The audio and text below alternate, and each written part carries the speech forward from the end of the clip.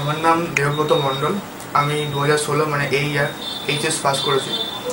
তো যেহেতু আমাদের জয়েন্টটা পিছিয়ে দেওয়া হয়েছিল, তাই এইচএসের পর আমি খুব জোর 3 থেকে 4 মাস পেয়েছিলাম।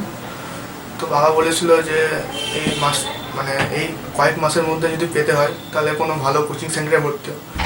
তাই জন্য বাবার কথা মতো আমি কলকাতায় গেছিলাম, আকাশেও পড়েছিলাম। কিন্তু আকাশ থেকে 1 মাস পড়ে আসার পর আমার কনফিডেন্স যে লেভেলটা ছিল সেটা অর্ধেক হয়ে গেল বলতে গেলে।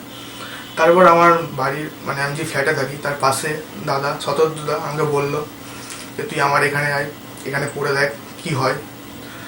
তো তখন আমি শতদ্রুদার কথা না করতে পারলাম না, আমি ভর্তি হলাম বাবাকে বলে।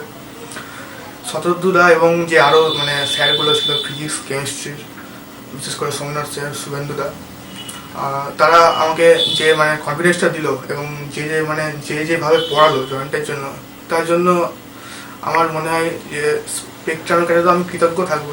তার চেয়ে যদি স্পেকট্রামের মানে কোনো দিন যদি চেঞ্জ হয় স্যার, তাহলে স্যারদের কাছে আমি সবচেয়ে বড়ভাবে কৃতজ্ঞ থাকবো, কারণ ওরাই ছিল আমার এই মেডিকেল পাওয়ার একমাত্র কাণ্ডারি। এই বলে আমি আমার বক্তব্য শেষ করছি।